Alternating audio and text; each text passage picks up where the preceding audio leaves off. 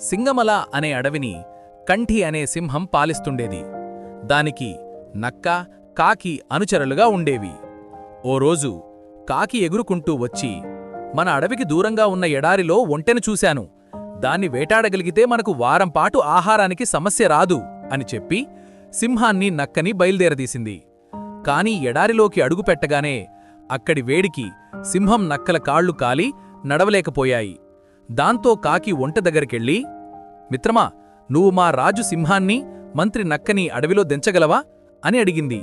ఒప్పుకున్న ఒంటె సింహాన్ని, నక్కని ఓసుకుంటూ వాళ్ల స్థావరానికి తెచ్చింది. దాని మంచితనం సింహానికి బాగా నచ్చి, మిత్రమా, నువ్వు కూడా మాతోపాటు ఇక్కడే ఉండు అంది ఒంటెతో.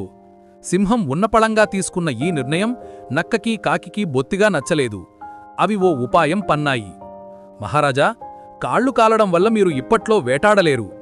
మీరు ఆకలితో ఉండటం మేం కాగలను చూడలేం. కాబట్టి మమ్మల్ని తినండి అన్నాయి.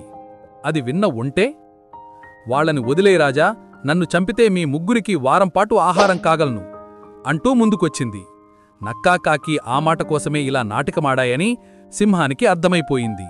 దాంతో సరే, ఒక్కొక్కరూ వరుసగా రండి, ముందు చిన్న జీవితో మొదలు పెడతాను. కాకి, నువ్వురా ముందు అంది. ఆ మాటకి కాకి తుర్రుమంటే నక్కేమో పరుగురంకించుకుంది. ఒంటే, సింహాలు మాత్రం అప్పటినుంచి మంచి స్నేహితులుగా ఉండిపోయాయి.